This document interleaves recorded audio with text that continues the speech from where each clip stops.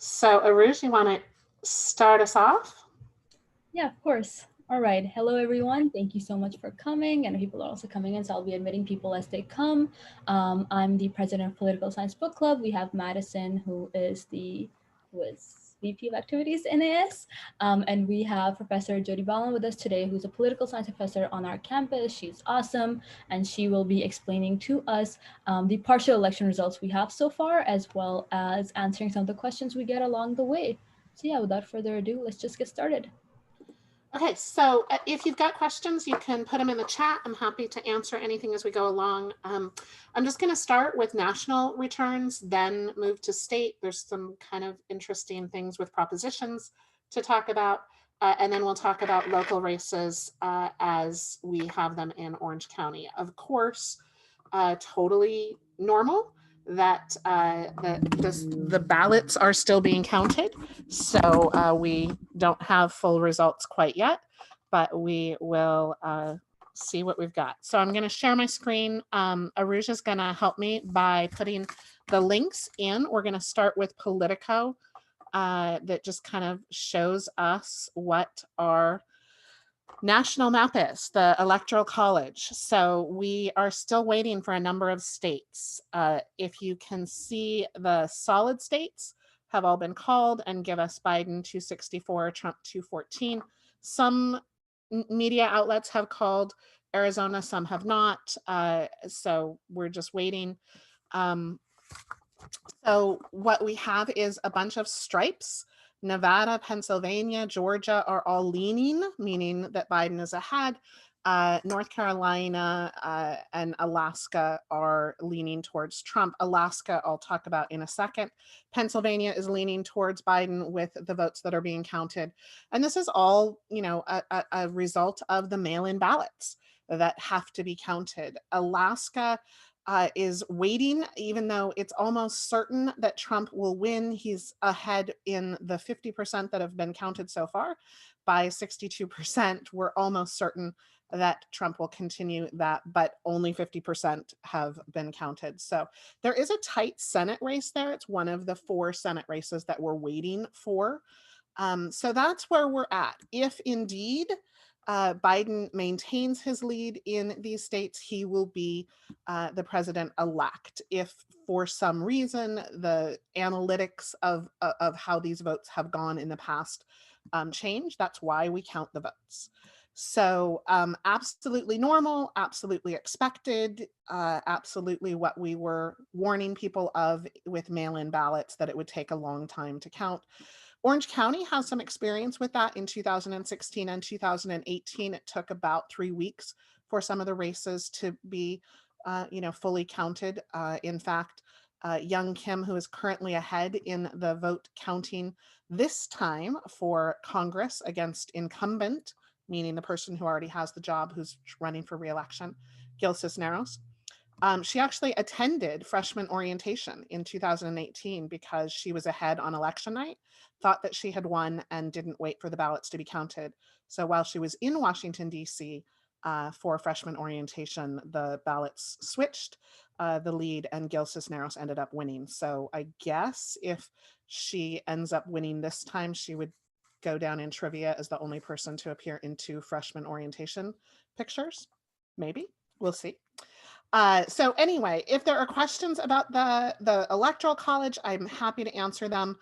I think, the national media is doing a really good job of obsessing about this, and the nation waits for the decision. The Senate, if you click up on the Senate, you can see while there were predictions that the Democrats would easily take control of the Senate, that has not happened.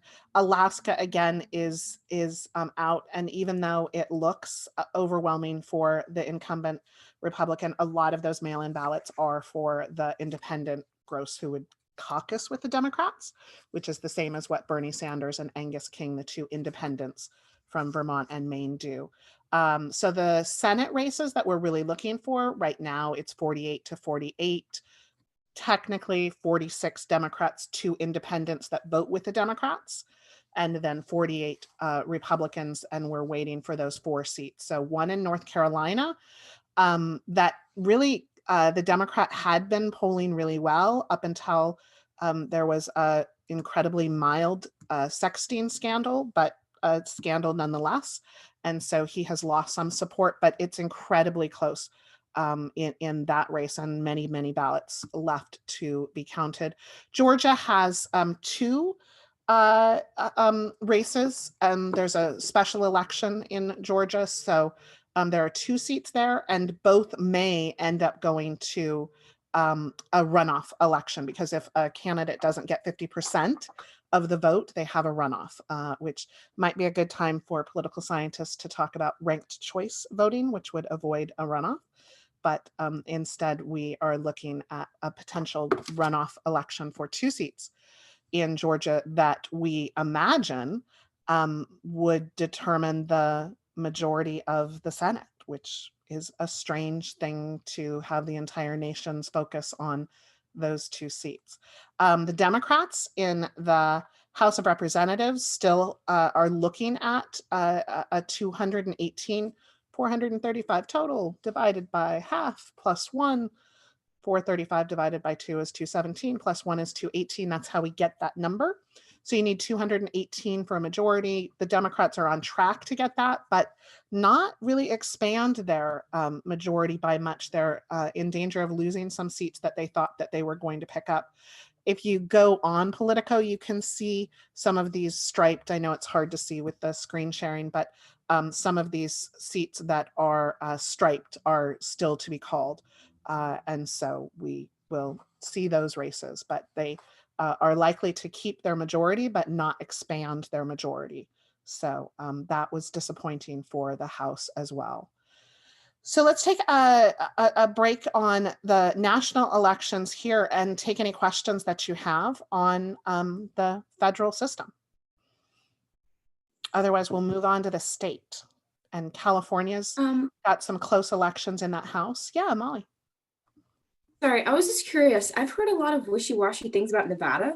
Like, some people are like, we're going to raise more votes on Friday. And then the election officials are like, oh, Saturday or Sunday. So it seems like, I'm just curious if you have any idea what's going on there.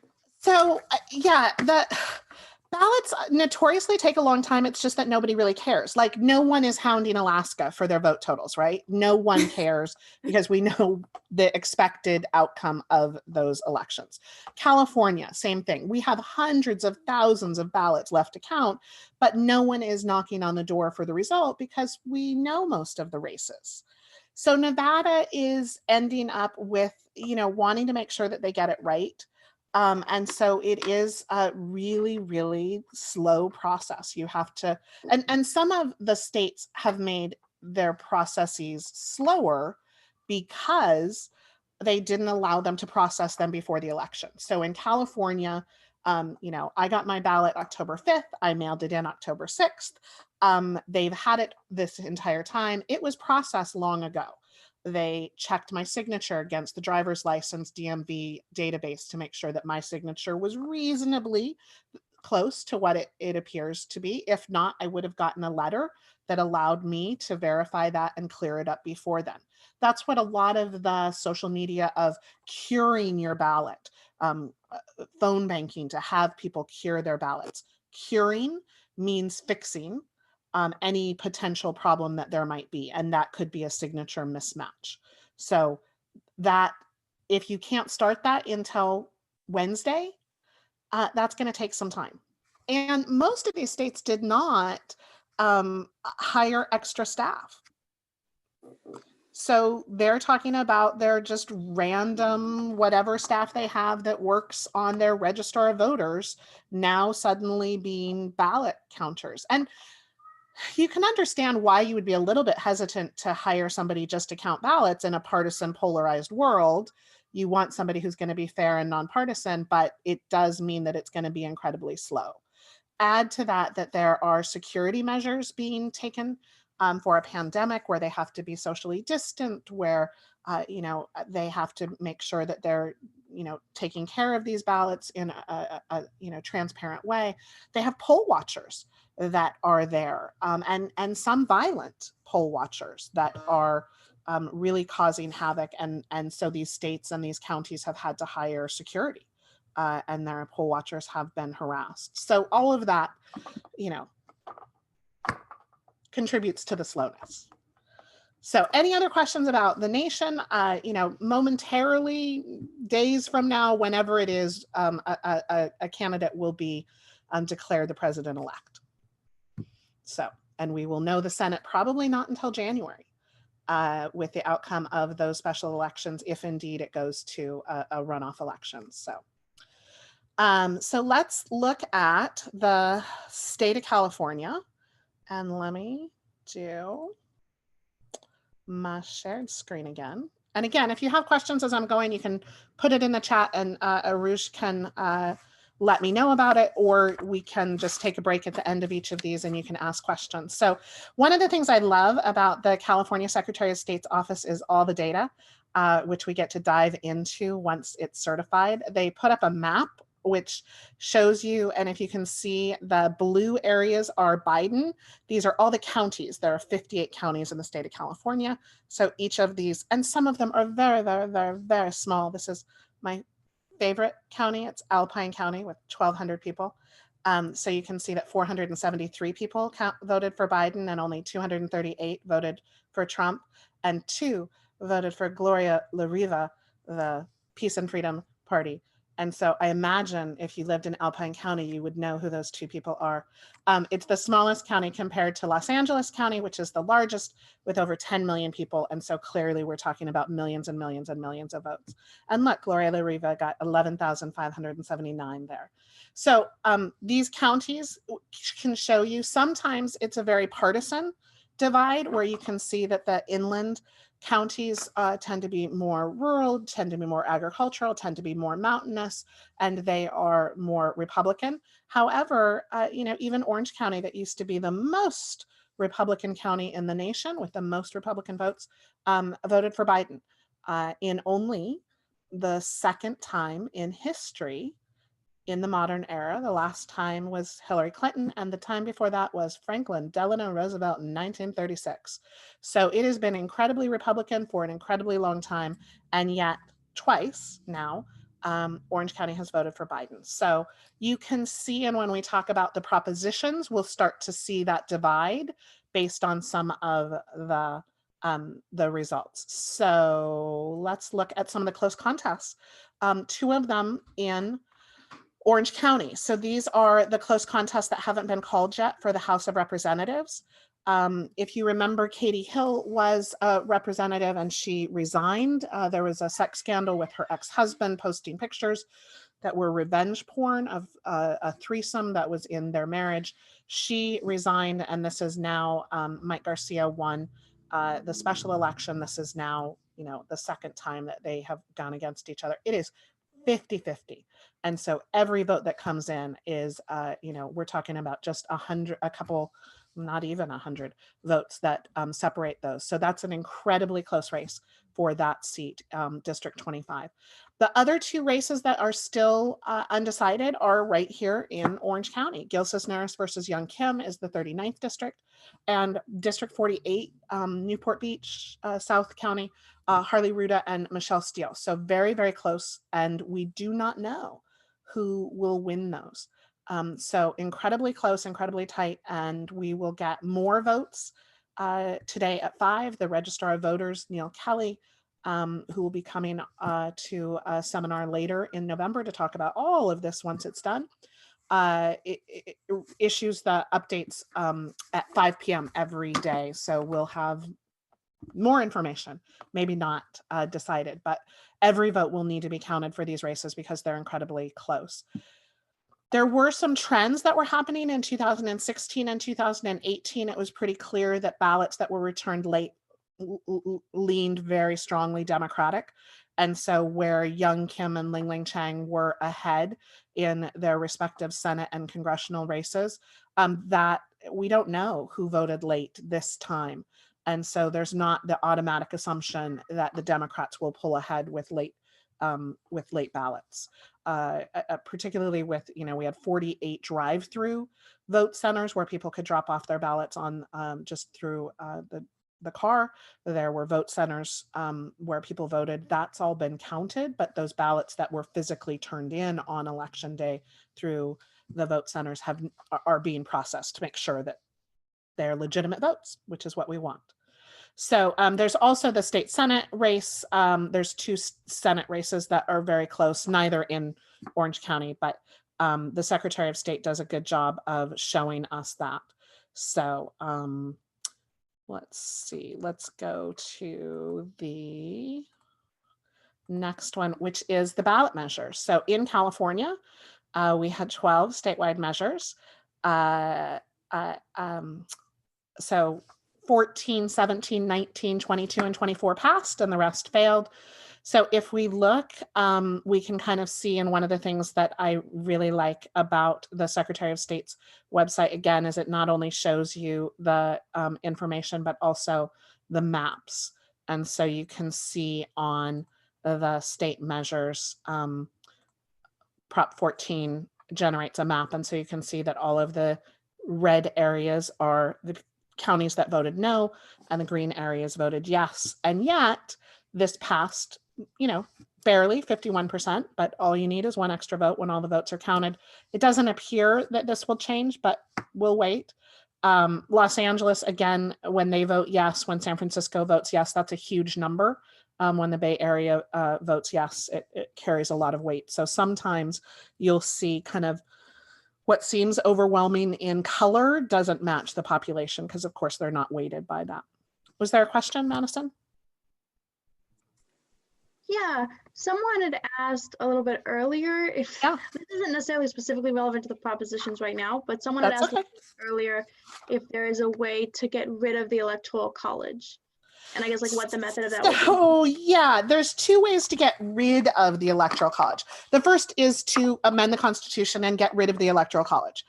That would be incredibly difficult because you need 2/3 of a proposal from the House of Representatives to put it on the ballot, and then you would need 3/4 of the states to ratify that amendment. And when you look, let's go back to the presidency.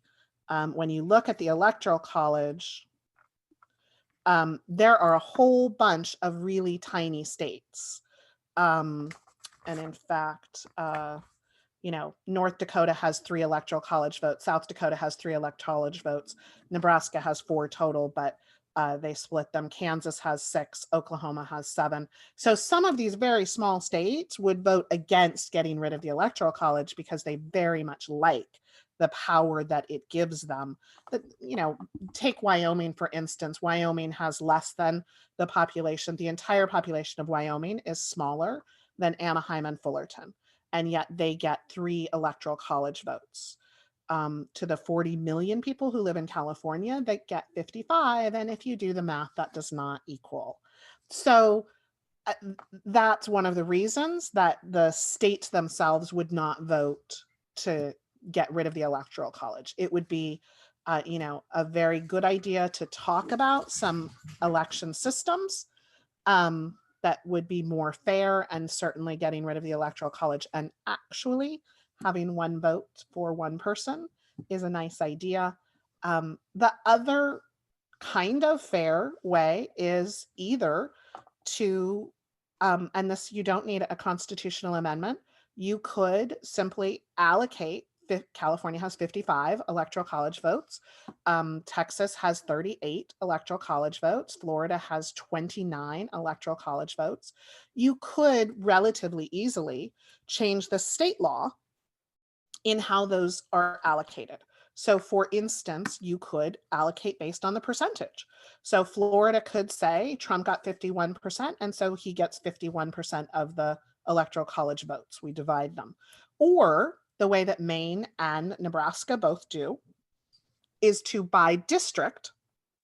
So because the number of Electoral College votes is based on the number that that state has in Congress, the House of Representatives plus the Senate equal the total in the Electoral College, you could, like Maine, divide up the congressional district like Nebraska. So if that were true in California, we would take 2 votes that represent the Senate and allocate that to whoever gets the majority of the vote, the popular vote. So Biden in this case. But for those congressional districts that voted for Trump, and there were quite a few, those electoral college congressional districts would then allocate their electoral college vote to Trump. So California could split and not be winner take all. So 48 of the 50 states are winner take all. You could change that with a state law. Maine and Nebraska both did. Now, if California did that, they would give probably 20 votes to Trump and he would be president right now. So the Democrats in California certainly don't want to do that. The Republicans in Florida don't want to do that. So there are political reasons why it hasn't happened.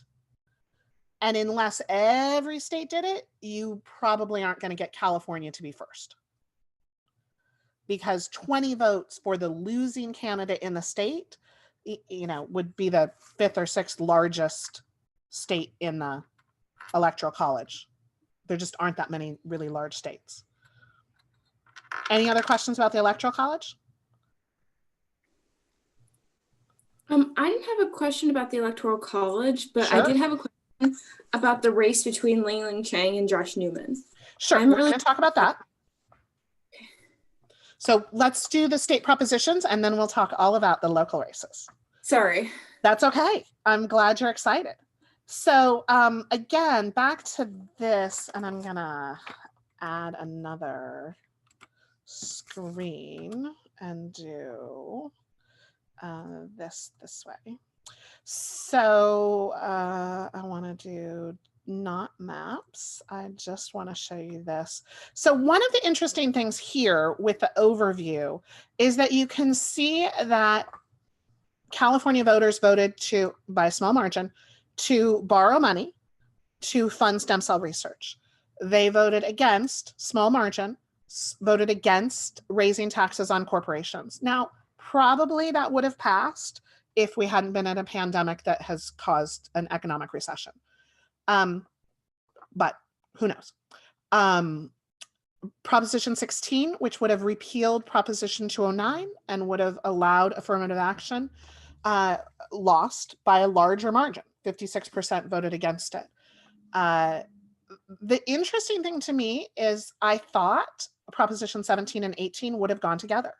I thought that people would have expanded the right to vote for both people who were on parole as well as 17-ish folks. So Prop 18 said that if you turn 18 by the election, November 3rd, you could then vote in the March primary. So if you were 17 and 3 months, if you're 17 and a half, if you're 17 and 3/4 by that primary date, as long as you were 18 by November 3rd, you would be able to vote. And kind of a large number said, absolutely, we want you to vote if you are on parole. 60% said yes. And 55% said absolutely not. 17-year-olds should not be trusted with the vote. I would love to do a focus group with the people who split their vote and said, 17-year-olds should not. I don't know. The other interesting thing about Prop 17 is it definitely indicates, a lessening of the harshness that voters are showing to criminal justice. We are a state that had been for decades draconian on criminal justice. Back in 2000, voters strongly supported Prop 21, which was juvenile justice reform, which was incredibly, incredibly harsh. 3 strikes and you're out, 10-20 life for the commission of a crime with a gun. We've seen a lessening of that, but it's a little bit fickle in this particular election, where you see that people are willing to support people to vote after they complete their prison term. They voted against draconian criminal justice changes in Prop 20, but then didn't vote to support the end of cash bail, which was a proposal through a law passed through the legislature. Cash bail is, a racist and socioeconomically devastating for the poor who are accused of a crime and can't afford bail. If you're in jail waiting for a trial and you can't afford bail, you're probably going to lose your job. You're probably going to lose your apartment. You're probably going to lose your house. You're probably going to lose things when you cannot go to work. And whether you're innocent or guilty has an incredibly devastating effect. This was going to switch to a risk assessment system, which has worked really well in Harris County, Texas, worked really well in the District of Columbia, but people voted against it, and we're not exactly sure why yet. That'll be focus groups of talking to people of why they voted the way they voted. So back to our propositions. 19, a slim lead, but still for property tax rules for seniors to be able to move and keep their Prop 13 lower tax assessment, and to end the loophole on inheritance, so that if you inherit a property, you have to pay increased property taxes if you're going to rent it out. If you're going to live in it, if it's a primary residence, you keep that lower tax bracket. We don't want someone to have to sell their family home because of increased taxes, but you know, the days of the, you know, Jeff and Bo Bridges making thousands and thousands of dollars on their Malibu house will end. So that passed by a very narrow margin. Again, huge repudiation of Proposition 20, which would have changed Prop 47, Prop 57, and another law. Let's look at the map on the Prop 21, which was the idea of rent control. Let me go to maps here. And so Prop 21 was rent control. Every single county, with the exception of one, voted against rent control by 60%, huge. So it's only this little tiny baby dot of green is San Francisco, and not by a huge margin did it pass, but absolutely every other county in California voted against. And it wasn't even to institute rent control. It was simply to allow local communities to discuss and pass rent control measures. So that was, you know, that was a redo. It had been Prop 10 on a previous ballot in 2018. The same with the kidney dialysis measure had been a repeat measure where people try again. They say, oh, you didn't like this one part of it. We'll, you know, do something a little bit different to see if we can get people to like it a little better. Both of those failed twice now. So I don't know if people will continue. Prop 22 will go down in history as the most expensive proposition ever, with campaign of over $250 million by the app companies, and they got what they wanted. If you look at the map for that, you can see that you know, it was pretty clear all across 59%. Again, this is little Alpine County, and you know, it's the difference between less than 100 votes that change it from red to green or green to red. The Bay Area against it, and then some of the Northern California coastal areas. So that was pretty decisive. We're definitely going to have to study. You know, this was one of the, not only the most expensive, where there were lots of ads everywhere and certainly people heard about it, but also direct advertising on the apps themselves. And so if you placed an order for Instacart to get groceries delivered, or if you know, ordered a ride share with Uber or Lyft, or, you know, restaurant delivery, you got an ad targeted to, oh, you like us? Well, we're going to go out of the state if you don't vote for Prop 22. So that'll be interesting to see the impact of that. Clearly, it's, you know, a very small sample size of organizations that could have that kind of reach, but incredibly effective. So, quick question. Yeah. Hi, Professor Balma. Hello. Would they even have to even pay for those ads if it was on their own app? Like, so it's like pretty much free. It's free. Free advertising. It's absolutely free. So the $250 million that we are looking at does not count the amount that they spent on their own companies. That is incredible. So it's gonna, I mean, I don't know that they don't even have to report that. So we have no idea how much that was in total. So again, the kidney dialysis didn't pass. That was, just a repeat of the fight between the union and the companies. Proposition 24 amends consumer privacy laws. I think a lot of people voted for that based on the title. It sounds like a good thing. It's not, it's got some problems and we're stuck with the whole thing, but there it is. And then again, the referendum to eliminate money bail system was sort of disappointing. So that's it. Questions on the propositions, things you want to talk about with that? Yeah, almost everybody was bombarded with Prop 22 ads. I will say that my children, clearly, I can always tell what people are advertising on YouTube because my children will repeat them at the dinner table. And definitely they memorized all the anti-Gil Cisneros ads. So I was, bombarded with that. So any questions about the propositions? Propositions are big business in California. This is one of the most expensive cycles. Not just Prop 22, lots and lots and lots of money was spent. The grocery store spent hundreds of thousands of dollars on Prop 20 because one of the realities of Prop 47 was that, minor shoplifting is not prosecuted. So they spent a lot because they don't have, safety, security devices the same way that a Target would or a Walmart would, where they have the codes on it. So the grocery stores, that was kind of surprising to me when I first saw those donations, where I'm like, why is Albertsons getting involved in criminal justice, and why is poor Tulare being bombarded into doing this? But that was why, once you started looking.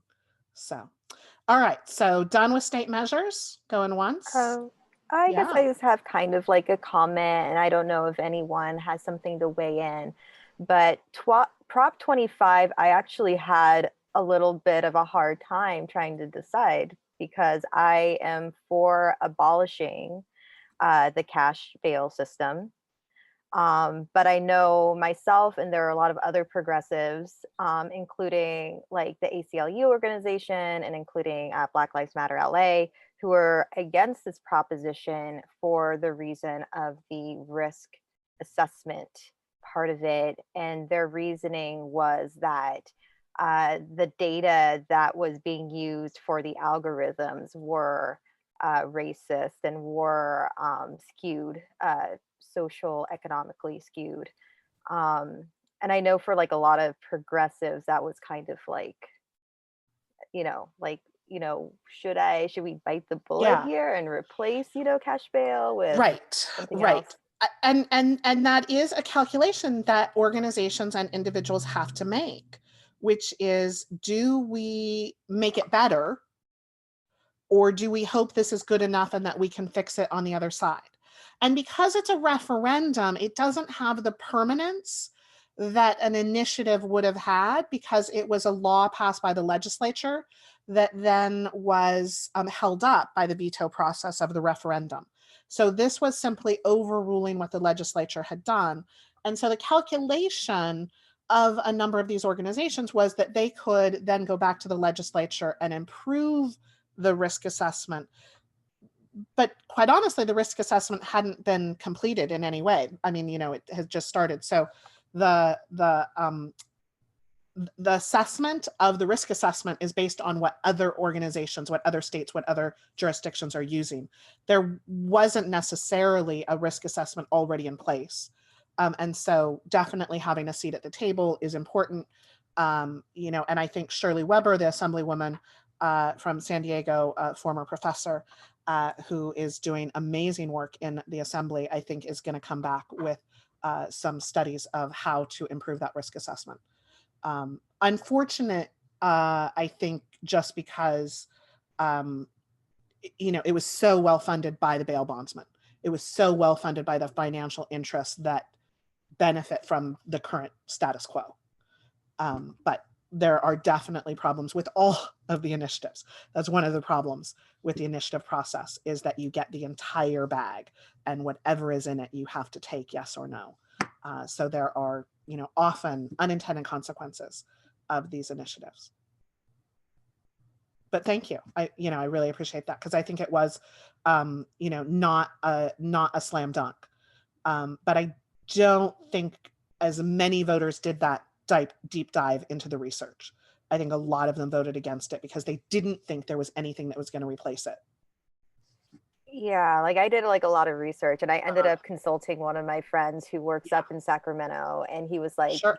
you should probably vote yes because we could change it later. That was like Right. his main argument. It's like, Right. we could change it and people get out now, Yeah. And of course, reduce.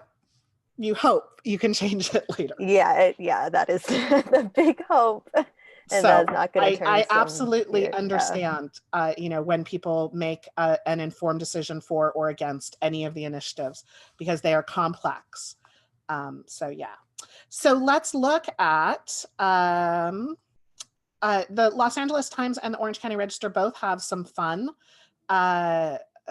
ideas. And so you can type in your zip code to the Los Angeles Times, and it shows you Fullerton, and you can see this precinct that Fullerton College in is relatively small, but you can see where Biden and Trump succeeded. So if you want to know how polarized your neighborhood is, you start to pull back, and you can see, very red areas in Yorba Linda, very red areas in Villa Park and North Tustin, very blue areas in Los Angeles. So you can type in your address and do that. And so the Los Angeles Times, it's so much fun with data. And the Orange County Registrar has the same kind of information for Orange County in particular for all the elections, which is super fun to look at. So that's just kind of an interesting, look at what you can do. So let's look at, this is the Orange County data from you can go to Orange County Registrar of Voters, you can look at their data, you can look at the election. And so you can, look at any of these elections in the past. You can type in what you want to look at. So like, for instance, if you want to look and see the 39th district on where Young Kim was winning, too fast, then I can move it. You can see the entire database here for, these are the areas that Gil Cisneros won in the purple, and Young Kim is ahead in the green. And so you can start to look at it to see how your neighbors voted. And so if you go back to president for the entire, not Young Kim as a write-in. And these gray areas, of course, are, hills and grass and freeways, and nobody lives there. So you can start to see, these are the congressional districts, 39, 38, 47, 46, 45, Katie Porter's district, 48, Harley Ruda, Michelle Steele's. So these are those, just kind of fun to look at. Lots of data. So if you wanted to look at, for instance, the state Senate for the 29th district, Ling, Chang, and Josh Newman, we can look at all, and we have to page down. So this is the state Senate, which again is close. We're waiting for all the ballots to be tallied. This is a rematch of a rematch. In 2016, Ling Chang ran against Josh Newman. Then in 2018, there was a recall election where Newman was recalled over his vote for a gas tax. And then this is, again, 2020 matchup where Ling Chang was then the incumbent, running against Josh Newman, who had originally won it in 2016. And currently Josh Newman is ahead, but you can kind of see that Ling Chang is leading in a number of these areas in the purple. So you can play around with that. The exit polls we'll come back to because that's kind of interesting. Let me go here. I'm done with that. And where's my OC? So let's go to OC vote.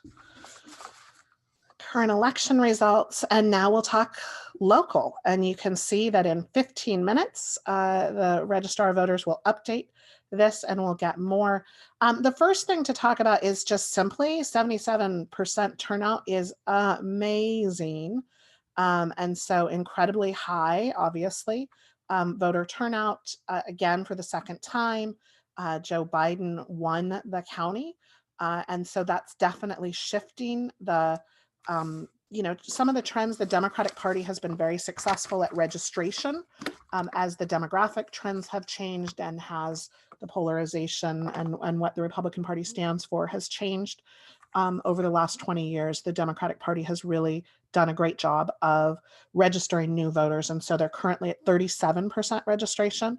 The Republicans that used to dominate the county are now at 34%. So below the Democrats in registration. And the third highest total is for no political party, folks who don't belong to either the Republicans or the Democrats, and that's at 24%. So we can see that that's really shifting. And clearly, some of those independents, some of those NPP voted for Donald Trump because he's higher than the registration of 34%, but still overwhelmingly the independents and the Democrats voted for Joe Biden. You then get all of the representatives. So Congress, again, this is really close. Young Kim and Gil Cisneros, this congressional race is not just in Orange County. So if you only look at Orange County, it looks further apart than if you look at the Secretary of State's website, which includes Los Angeles and I believe part of San Bernardino County that's come in. Katie Porter, Greg Rath's is solely an Orange County seat. And so that total is pretty a hefty lead that we don't believe that Greg Rath's will be able to overcome. So she will be reelected. And then you go down, Michelle Steele, Harley Ruda, incredibly close. That's a Orange County only seat. So those numbers look very similar to what we saw before. Josh Newman, Ling, Chang, again, 3 county districts. So you can't just look at Orange County total for that. The interesting thing is if these numbers hold, if Josh Newman does win, Dave Min is also ahead. He, if that name sounds familiar to you, he lost to Katie Porter in the primary in 2018. And so she was the victorious Democrat to run in that seat. He is now running for state Senate. These are the only 2 senators that we have in Orange County. So if indeed Josh Newman and Dave Min win, Orange County, this former Republican bastion, would have their entire Senate delegation be Democrat. So that would be historic. Phil Chen, Andrew Rodriguez, again, a multi-county district. So this is not the total, but Phil Chen is easily ahead and has won that race. Sharon Quirk Silva, that used to be a competitive race that switched back and forth from 2014 and 2012 and 2014 and 2016, has now become a fairly safe race for Sharon Quirk Silva. And so she was easily reelected, and the Republicans didn't put up anybody really very strongly competitive. So then we've got North Orange County Community College District had 3 seats. And so Evangelina Rosales won that with 57% of the vote. So that's absolutely, there's a couple hundred in Los Angeles, but it's overwhelmingly for Evangelina. So she will become the new trustee. Jackie Rodarte is an incumbent. Very easily, the Republican in that race didn't these are nonpartisan races, but he was a Republican that didn't get the Republican endorsement, but still didn't put up a whole lot of campaign, and so he lost. And then obviously for Associated Students, the one that was disappointing was Ryan Bent, who won his election. And it was a fairly close race. Carrie Kropke did a good job, campaigned very strongly, and you just sort of wonder like what could have, could more campaigning have worked? Could more money have helped educate people to what that race was all about? In these low information elections, the reality is that most voters don't even know they have a community college trustee, let alone what a community college trustee does. And so it's hard to always know what people are voting on, and it's really hard to campaign during a presidential election, and one with competitive seats like Congress and Assembly and Senate, where I know my postman earned his salary delivering all those mailers to my mailbox. One of the interesting things about a different Rancho San Diego Community College District with Tina Miller, who's a North Orange County colleague of ours, won against Loretta Sanchez, which was somewhat surprising since she's, oh, crazy. That's my dog. She beat a former congresswoman. Loretta Sanchez was in the Congress for a long time, lost against Kamala Harris for the United States Senate, and then ran for supervisor and lost, and now has lost for community college district. It's a little bit surprising that a former congresswoman with incredible name recognition that was taking credit for everything that she had ever voted on in Congress that had anything to do with education and lost to one of our colleagues. So strange things. You never know what'll happen in a low information election. So let's see, some of these are pretty close. Fullerton, you go through all the school districts, then city council. So city of Anaheim has district-based. And so Denise Barnes, who, you know, I really like, just by a couple hundred votes. So she's not out of it yet, but they have districts. So they're very relatively small for Anaheim. And so if she indeed loses, Anaheim will have not a single woman on the city council, which is disappointing. Fullerton doesn't have a woman on the city council. And so we do, alumni, Sav Quezada was running and came in second, but there were 3 people in the race. So it was just really tough in that Anaheim, but she was the youngest candidate to run in Anaheim. So Fullerton, there's one that's too close to call. Fred Jung definitely has won pretty easily. There's not a lot of ballots still out. Nick Dunlap easily ran. It was a 4-person race. It's tough to do that, but this one is still pretty tight because there are so many votes still out. So while we're pretty confident declaring Fred Jung and not confident quite yet, we're waiting for today's update, but probably Bruce Whitaker, the incumbent, will have won re-election for that seat. So again, you know, an all-male city council was what I was going to say. So questions, things you want to ask. Yeah, is Loretta Sanchez done now? Gosh, I would think so. Right? I don't know. Right. I was kind of disappointed. So here's my personal, anybody can run, you know, that's what elections are for. I was somewhat disappointed that she wasn't mentoring somebody else. I was disappointed that she was not, you know, finding some young, you know, person of color with a passion for education, with a passion for community college. You know, Tina's awesome and great. So that, you know, I'm happy that she won, but I was a little disappointed that Loretta was running for something again, instead of, you know, mentoring the next generation, which I think is incumbent on people who are in these positions to help the next generation of candidates win. But I think the voters have decided she's done, whether or not she agrees. Who knows? We have perennial candidates that just run for everything. I always warn people that if you don't know about a race, you should leave it blank because you don't want to elect somebody who has no business being elected and they just put their name on the ballot. You know, I think that, you know, Steve Rocco is somebody to avoid, and you can watch the YouTube video of that. So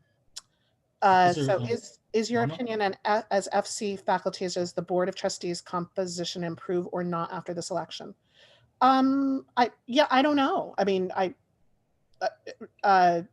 don't know Evangelina Rosales, so I mean, she seems like a fine candidate to me. I have no complaints. I think, you know, obviously I mourn the retirement of Molly McClanahan, and I'm disappointed that she can't serve anymore, but she's 80, she deserves to retire. So yeah, you never know. Sometimes you think somebody's going to be really great and they aren't, and sometimes you think they'll be, you know, fine and they end up being awesome. So I have no comment on that. You know, Ryan Bent obviously was a disappointment to those of us who have seen his treatment of students, especially.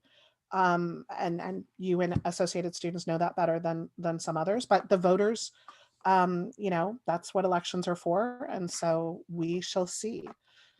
Yeah, so Professor Balma, I was just wondering, You mentioned earlier that there's a demographic shift where Orange County is becoming a little more democratic or more independent voters. Is it because maybe our younger generation is stepping up to be more progressive and critical thinkers, and they're kind of taking the mantle and making social change, especially now in 2020 with everything that's going on?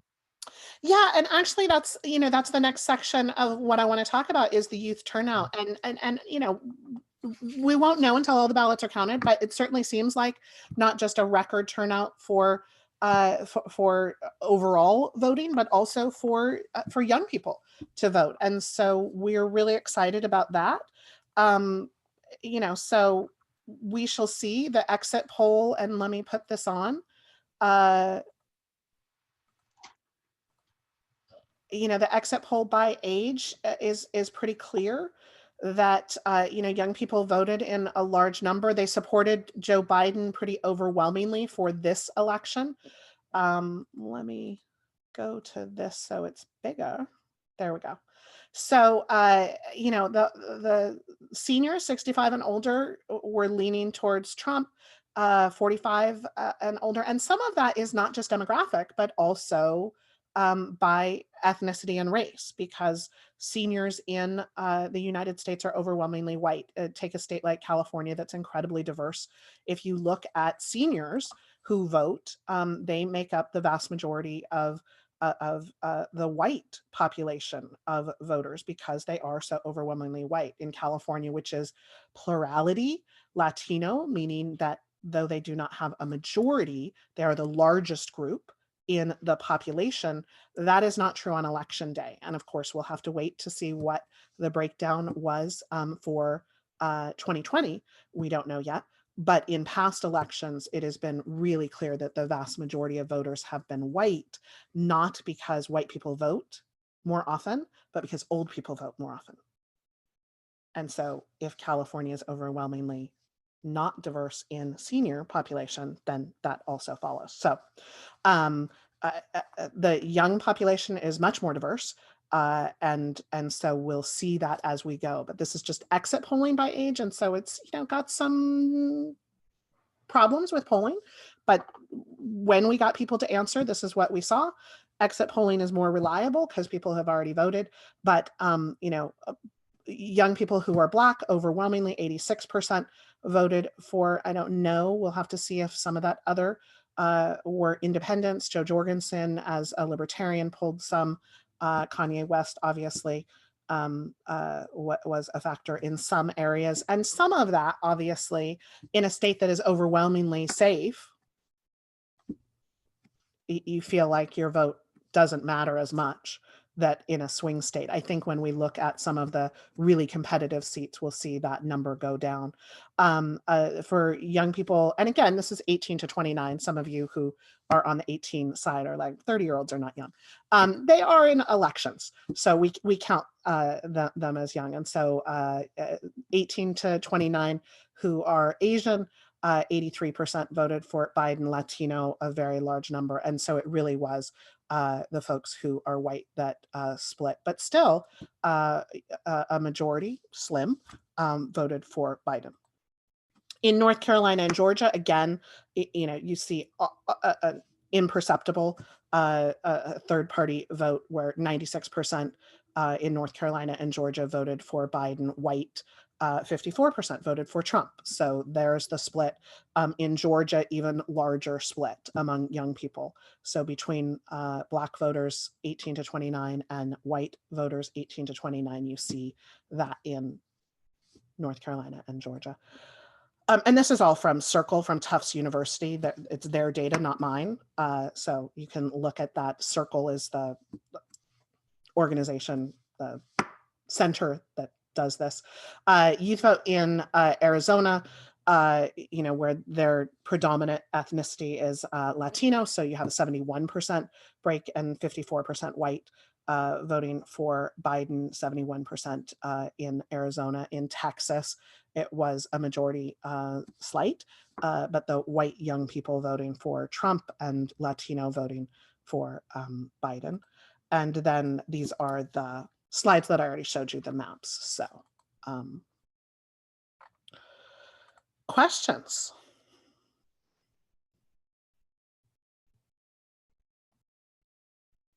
Look at that. I hit 5 o'clock exactly. So I'm fine to stay for any questions that you have, but that's kind of the breakdown of what we know. Obviously, in 30 seconds, the Orange County Registrar of Voters will be updating.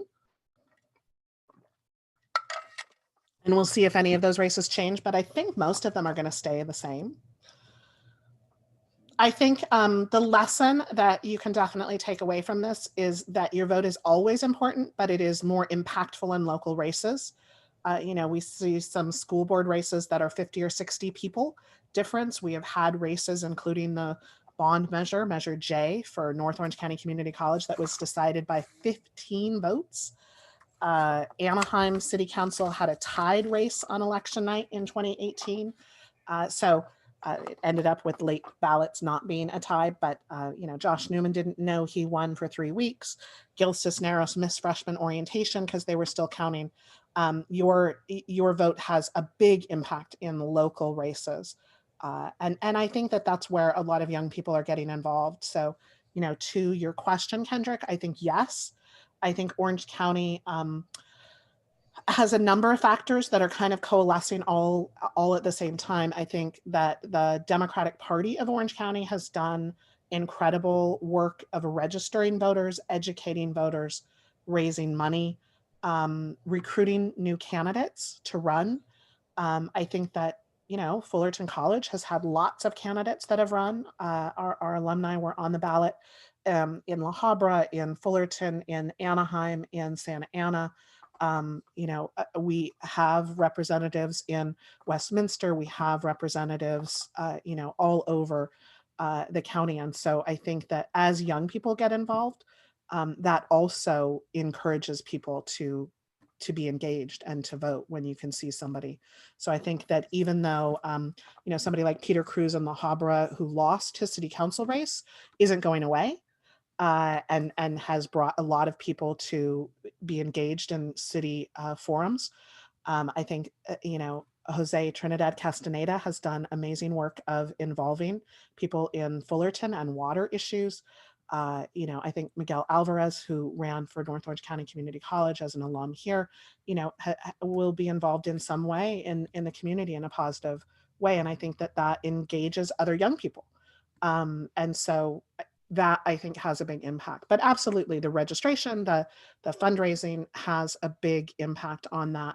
And then getting good candidates that do good work. You know, when you see somebody like Josh Newman, who is out in the community with his ice cream truck for a better senator, I think that gets people involved in a way that the old traditional politics doesn't. So hopefully some of you are interested in running for office. I think, you know, obviously the best place to get started is in student government, getting involved in Associated Students, being representatives, getting involved to understand what that process is. Learning Robert's Rules of Order is never a bad idea if you're going to be involved in local government and public administration. And then running for local office and being involved in your community and giving back. And I think that what it really is about, and why I love local politics, is it's about, you know, community problems and political solutions. How do we solve the problems? How do we, you know, with compassion and care, find homes for people who are without homes, you know, provide food for those who have food insecurity, you know, drug addiction and community, and then the economic as well, making sure that businesses are open during the pandemic in whatever way we can help. And so I think the city council has done a really good job of, you know, broadening people's footprints for restaurants to allow them to have tables and chairs and, you know, seating in parking lots that wouldn't have been allowed before.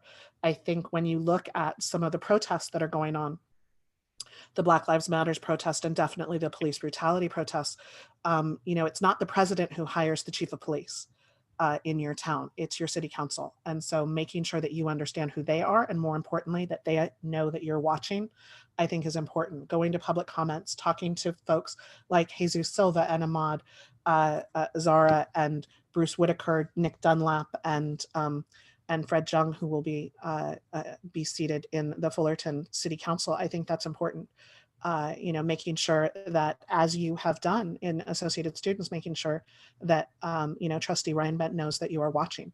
And I think that doesn't always feel impactful, but it is. It is. And other people know that you are watching. And I think that matters. So Professor Balma, the statistics you showed us on the demographics of the young people. And I was very surprised that even in terms of ethnic breakdown, the young white people who they voted for in terms of Trump versus Biden, that breakdown, I was a little surprised by that, because I guess it's my assumption that the young people are a little more aware of what's going on with social justice issues and whatnot. Just a little bit more aware. Yeah. So let me say this. The next data point that I want to look at is that breakdown by gender, because I think that it will be more male voting for Trump, as we've seen that gender gap throughout. More. Oh, I wanted to show you the exit polls if you're sticking around. So the New York Times always does really fun exit polls that dive deep. And so we can do that. And so you come all the way up here. And this is, again, talking to people who have already voted about how they voted. So these are preliminary. It will expand, but this is 15,590 voters shown here. And it starts to give you a good picture of who voted for whom. And so there was a gender gap, with 56% of women voting for Biden over Trump. And I think that this might go 50 by the time that it's done, but overwhelmingly it was whites that were voting for Trump, and less so in other demographics. There was much made, of course, of Latino vote for Trump. And, it's important to always remember that no ethnicity is a monolith, that you cannot take aggregate data and extrapolate individual behavior. And that is true here as well. There's a big difference between the Puerto Rican community in New York and the Cuban community in Miami, and the, El Salvadorian community in Orange County. The same with the Asian. That's a social construct that we have created that box. And so there's a very big difference between Korean Americans who are voting for Young Kim because she belongs to their church, versus, in the Bay Area, where the Chinese population and the Chinese American community is much more likely to vote Democratic. So some of those things get lumped in, and we make massive assumptions, and you got to dive deeper. You got to look at the closer data. So again, this is the age breakdown. 62% of 18 to 29-year-olds voted for Biden versus 35 for Trump. That obviously shifts to every other age group, but obviously that's not every state. So you can't make the assumption that that is true of California. That's over the entire population.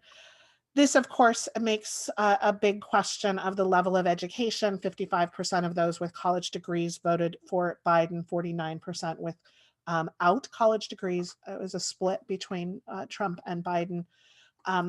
Sometimes there's really interesting poll questions. With 2016, the most fascinating question that I saw before the election was among people who still lived within 2 hours of where they were born. So overwhelmingly, if you had not moved away, you voted for Trump. And that didn't matter if you were in rural Alabama or Orange County. If you had never left home, you were more likely to support Trump than if you had lived somewhere else. So sometimes there's really interesting questions. Why would somebody who's gay, lesbian, bisexual, or transgender vote for Trump? As 28% said they did, because people are not one, they're not one issue voters. So there's lots of people who vote based on different metrics. Do you have any children is kind of an interesting thing. Of course, overwhelmingly, the answer to white evangelical or white born again Christian was a support for Trump. And obviously that's the culture of the church telling you that. This of income, $100,000 or more. Obviously those thinking that the tax is the most important thing had a factor. compared to 4 years ago, this is a big factor. If you were better off today than you were 4 years ago, or let me qualify that and say, if you thought you were better off, that you were more likely to vote for Trump. And we know in political science that people vote against their self-interest all the time, that, you know, people who are never going to pay higher taxes are voting for that higher tax plan because they are against the higher tax plan because they, you know, think they're going to hit the lottery. In 2008, it was Joe the plumber who, you know, famously told an interviewer, but when I'm rich, I would pay more under McCain. And when you check back 8 years later, he was not rich and would never have paid higher taxes. So, you know, military, obviously conservative. If you think you're conservative, you're more likely to vote for Trump, which is a little bit strange because, you know, by political metrics, very little that Trump actually did was conservative, unless you are only talking about social. Obviously, 93% of Republicans voted for Trump, where 94% of Democrats voted for Biden. Where you live kind of mattered, and you can look at all of this, but some of the issues that I thought were interesting is if you thought the economy was the most important thing, Trump, which, okay. Racial inequality, 91%. If you felt like that was one of the top 5, you voted for Biden. That makes sense. 63%. If you thought healthcare policy was the most important, you were more likely to vote for Biden. The qualities of how you're deciding, if you are voting for somebody who can unite the country, 76% said Biden. Has good judgment, 68% said Biden. So who can handle the economy better? Obviously, whoever you voted for is who you thought could handle the economy better. It's not particularly an interesting question unless the numbers are different. You know, 94% of those who voted for Trump believe that he has the temperament to serve as president. 87% of those who voted for Biden believe that that Donald Trump does not have. Let me clarify that. 87% of those who voted for Biden don't think that Trump has the temperament to serve. And then physical. And so it just goes on. Some interesting things about Kamala Harris. Obviously, Donald Trump's voters have unfavorable consideration of Kamala Harris. You know, if Donald Trump is reelected, they would be excited and optimistic, where Biden voters said that if Donald Trump was reelected, it would be concerned or scared.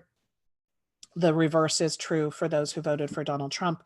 And so we do have, I mean, if one thing that we can see from the vote results, one thing we can see from this is absolutely positively, you know, we are a divided nation who have very different ideas of who these individuals are and why we voted for them. So the coronavirus pandemic going very well because, of course, Trump told his followers that we were rounding the corner and the pandemic was going to be over on Wednesday, which it's not. It's Friday now and it's still going and the numbers are rising. So that ended up not being true. I thought this was an interesting question. Do you consider wearing a face mask in public more of a personal choice or a public health responsibility? And 72% of the folks who voted for Donald Trump said it was a personal choice.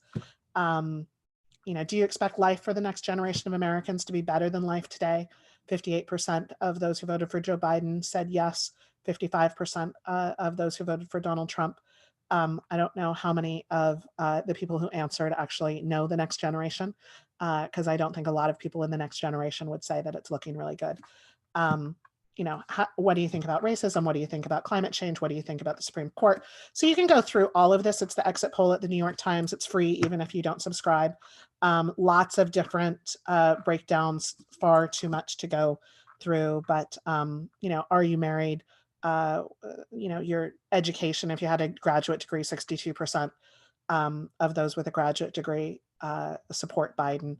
The age, 67% of 18 to 24-year-olds. This is one of those times where we break down a little more than those bigger groups. And so we get to see that the younger you are, the more likely you are to support Biden, which is, you know, obviously kind of interesting because I think it would be even more fascinating to ask these people, was Biden your first choice in the primary? And I imagine that number would shrink pretty small because most people wanted one of the other 22 people that were running. How old are you? And we break down in big numbers, 18 to 45, 44 and over. And again, this is white and the age group, so you can start to see Black and young was overwhelmingly for Joseph Biden, Black all the way down. But again, when we look at a step deeper, Black male and Latino male were slightly more likely to vote for Trump. And again, this is numbers that are under 15% in almost every area. So I certainly wouldn't say that, had Trump won, that it was Latino males that elected Trump. It was overwhelmingly white folks who voted for Trump. So, I don't think you should blame the last person to come to the party for the overwhelming outcome. This is sort of interesting that between 100,000 to 200,000 is 57% for Trump, where it starts to swing back when you start to make more than 200,000. Family income, are you a white female college graduate? Not any of these. If you are not white, you end up overwhelmingly voting for Biden. So, questions. Let me see what's in the chat. Lots of questions. Let's see. So how far up are we going?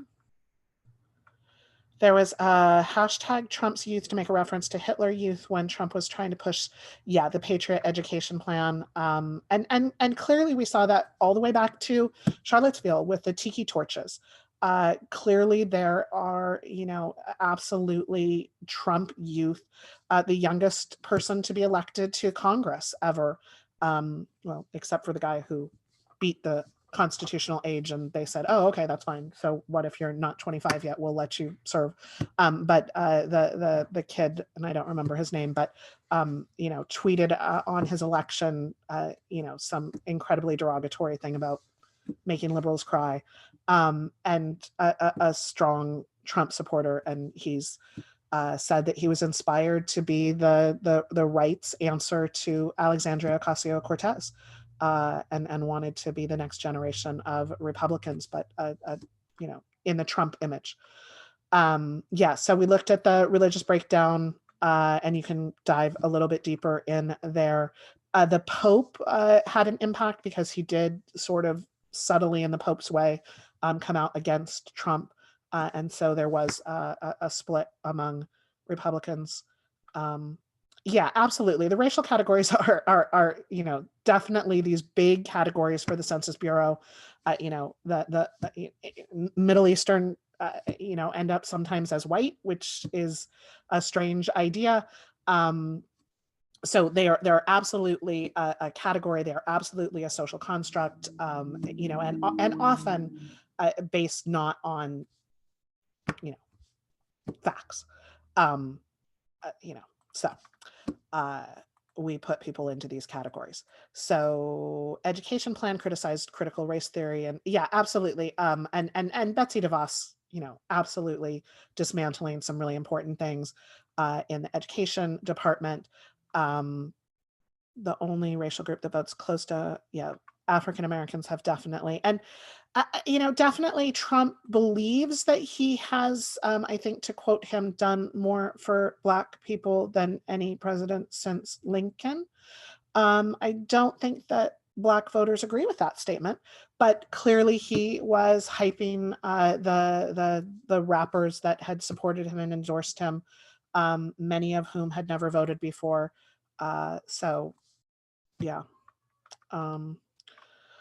Let's see. Any other questions?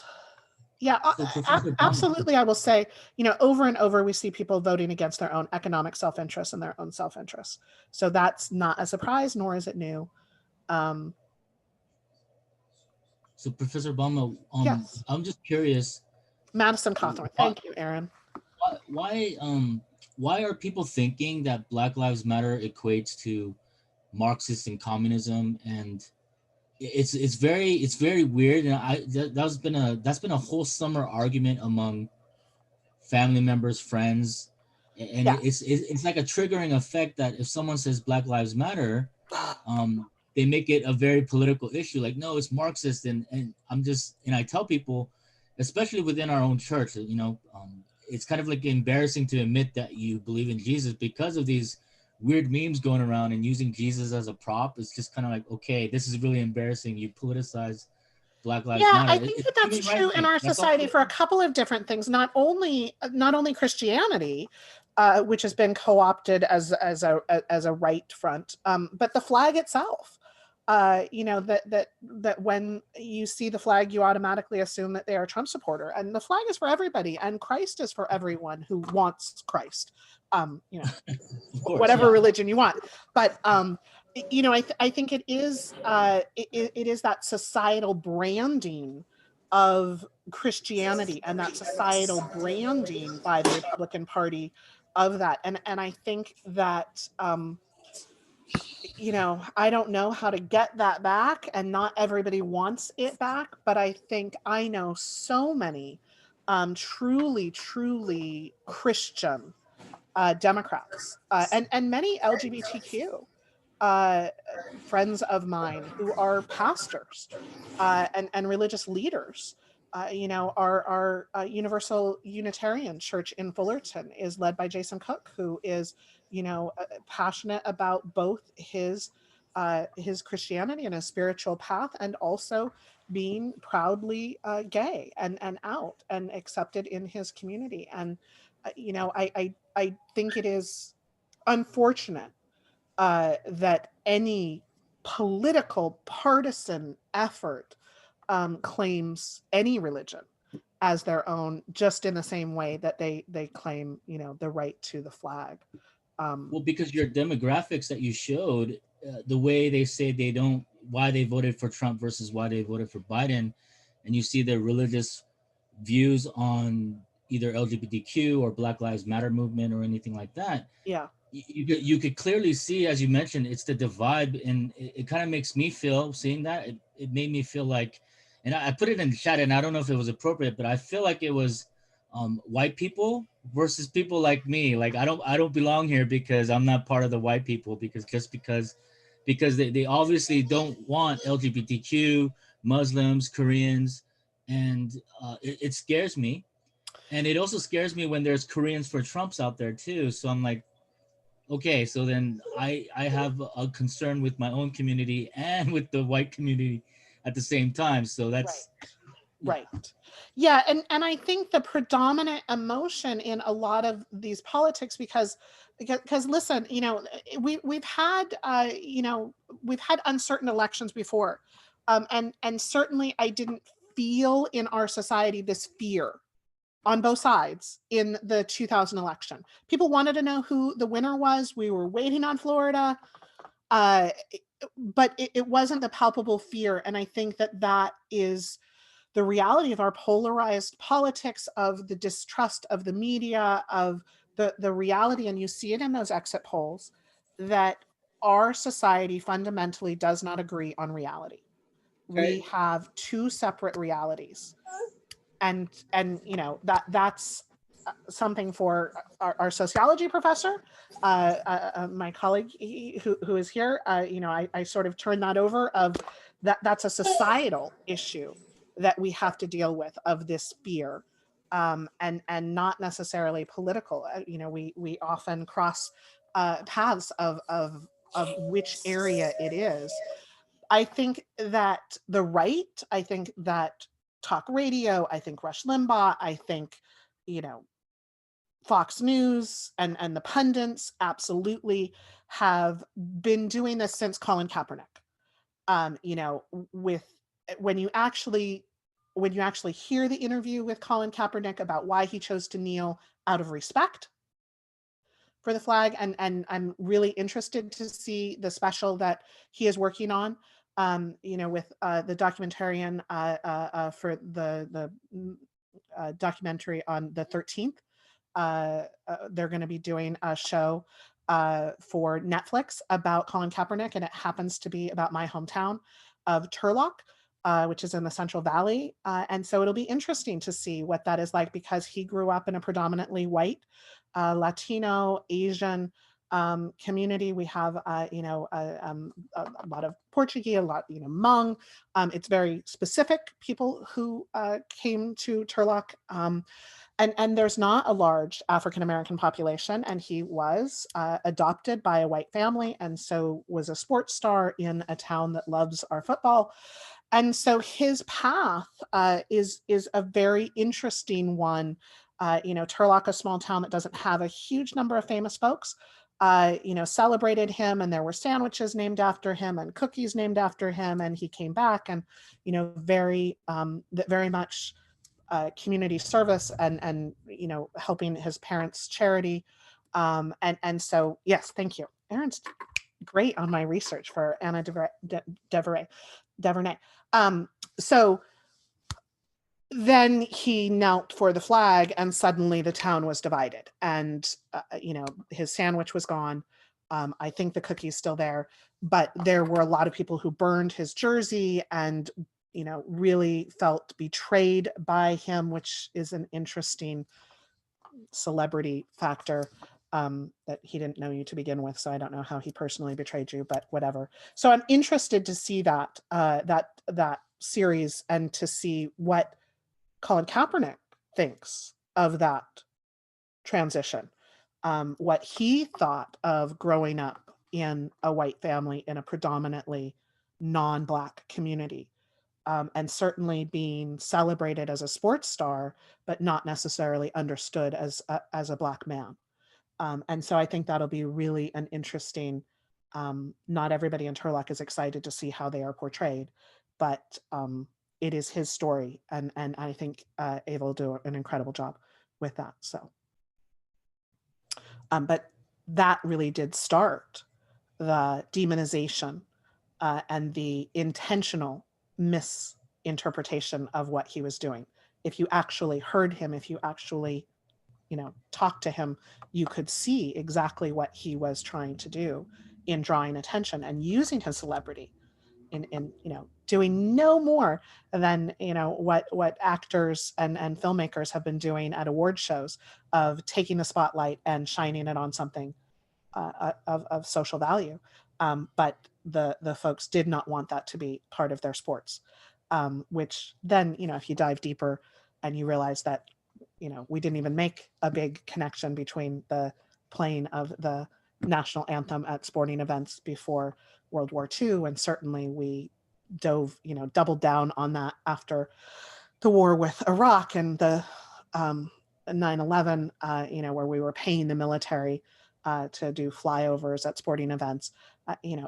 What had not been a big factor. The same thing with, the Pledge of Allegiance, including God in it, didn't occur until the Eisenhower administration. We were at a Cold War with the Soviets, and somehow we believed that teachers would be able to spot the communist children because they wouldn't say God, and then we could find their adult parents that were clearly Russian operatives. Not a single communist was discovered that way through the Pledge of Allegiance plot, but there you go. We changed the Pledge of Allegiance for that. Sometimes you just need the history to understand, why we have some of these things. And definitely the national anthem was part of this nationalism. You go to other countries and they do not play their national anthem at sporting events. And you can kind of see the countries that do or don't at the Olympics, where they have no idea what their national anthem even is. Sort of like, my high school graduation, where it's like, we have a song, we have an alma mater. I do not know it, nor can I sing it. I feel like there's a number of countries at the Olympics who are like, I don't know what that song is. We don't win a lot of gold medals. So. Thank you for the clarification. Absolutely. Professor Balma, do you mind if I just want to address something quickly that Professor Kim said? I think it's just a little important to put in context. Absolutely, yes. I'm sorry, did you call me? I just want to make sure that you called me. Oh no, I was going to say something, but if you want to add to this, because you're the professional expert, I think it's important, no. Right? Yeah, sorry, I wasn't sure if you called my name or not. I apologize. Oh no, I will always call your name when in need, though. Thank you. No, I just think it's important to underscore how Pew Research did really good research into this too, right? As another really good organization to look into some of these breakdowns, right? And anxiety over being displaced is the overwhelming driving reason that white people vote for Donald Trump. Yeah. So I know you talked about a little bit right? Let's introduce a term like intersectionality, right? There's a place where politics, power, social and racial hierarchy overlap with society, right? And in these ways, and it comes to a head in an election like this. And Donald Trump is not necessarily the first candidate to sort of dog whistle or court racist, but he's the one to do it so blatantly. Yes. And he came at a pivotal time, right? Where, I mean, we've all seen the projections from a long time ago. It's like 2030 or something like that. Like they're going to be a plurality and non-majority anymore, and so on and so forth. And like the clock is against them. And so I think it's just important to underscore that as much as like, particularly if you're a person of color, right? And you thought that this election was going to be a giant repudiation of Trump. It's important to remember that your oppressors are not going to be your liberators. The people who put Trump in office aren't going to change their mind because his tactics are ugly. They're going to go to their social parties and they're going to say, oh, it's bad, it's terrible, I can't believe it either. And then they're going to quietly vote for Trump. Just like white women voted for Trump, just like white men voted for Trump, just like young white men voted for Trump. And again, calling into question like the intersectionality, right? Trump is a quote unquote, hard air quotes here, strong man, right? And he heavily enforces or reinforces misogynistic ideas into our country. So the idea that this like false sense of strength would attract, again, and like you look at the bylines, right? Like he had a lot of Latino and Hispanic support, but the majority of that came from males, right? Yes. And even the black gains that he made, again, was in the males. Yes. Significant, right? Yeah. So I just want to drop a little bit more context from the perspective of a person of color. Yeah, no, absolutely. Right. Your analysis is dead on. And I think that, you know, if you go back to 2012 when Mitt Romney lost and the Republican Party was very surprised that Mitt Romney lost, the Republican Party did their, and this is their term, not mine, autopsy of the Republican Party. And they basically identified that they were struggling with three groups, people of color, women, and young people. And the prescription, the remedy of how they should move forward is to appeal to people of color, women, and young people. And then they nominated Donald Trump. And so there is the base who says, no, there's nothing wrong with our message. And clearly the court is going to be Trump judges for a generation. They got that. They achieved that. It's why so many people were willing to jam through Amy Coney Barrett, you know, in kind of a midnight rushed nomination and confirmation, because she will be, you know, on the court for 40, 50 years. And will, they think, pretty safe bet, you know, protect that white majority. And I think you're absolutely right that it is the anxiety of what they will lose. The idea that, you know, that they feel that something is being taken away from them, that quote, that equality feels like oppression if all you've known is privilege. If you as a white male were told that you can be mediocre and get everything, and now suddenly the rules are changing, that it would be a meritocracy, that feels like something has been taken away. And when someone comes along like Donald Trump and says, no, we should not have that. And women, we will put your husbands back to work and you can stay home in the 1950s model, that, you know, it feels a little like the death knell of the white majority, right? That they are holding on for your dear life and they will go down with this leader who promises them that power. But the demographic reality is clear. You know, that change is coming, and you can see it in the folks who got elected to Congress, and so many firsts that are being represented. And I think long term, the courts will definitely be Trump's legacy, but the other legacy, in the same way that, you know, a generation ago with Prop 187, that was seen as the Republican Party of California leaning so far to the right and anti-immigrant and particularly anti-Mexican with immigration, inspired the generation of Latino elected officials and leaders that we see, that you wouldn't have an Alex Padilla, that you wouldn't have an Xavier Becerra, that you wouldn't have Loretta Sanchez, that you wouldn't have Sharon Quirk-Silva, that you wouldn't have, Los Angeles Times columnist Gustavo Arellano if you hadn't had this uprising because of Prop 187. And so the other legacy that you will see from Trump is Alexandria Ocasio-Cortez would not have run for Congress if Trump hadn't gotten elected. She may have run later, but the squad that runs, Katie Porter, that's inspired to leave her, very nice career as a law professor at UCI because she is inspired to run. The number of women who ran this time and last time and in the future, really it will only continue, right? There are people who ran for city council who 20 years from now will run for Congress because they were inspired to run this time. The number of young people and people of color and women who ran for city council races and school board races who will in a generation be our national leaders, I think will also be the legacy that on the other side, they were motivated by, we thought we were comfortable and we didn't need to get involved. And we now believe that is fundamentally untrue.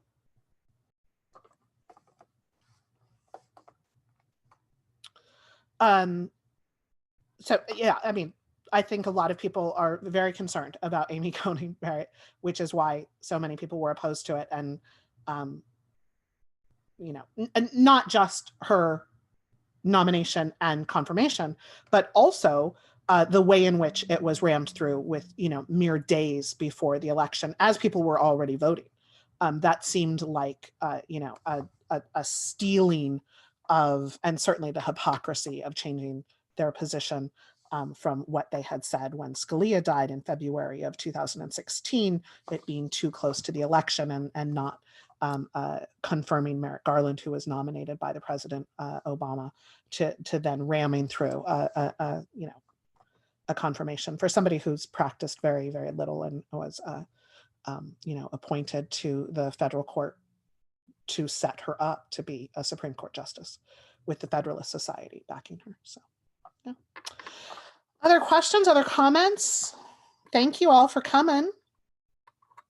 We will know more. I don't think we have a president-elect yet, but let me check. Not yet. Okay. I'm gonna stop my live stream on Facebook.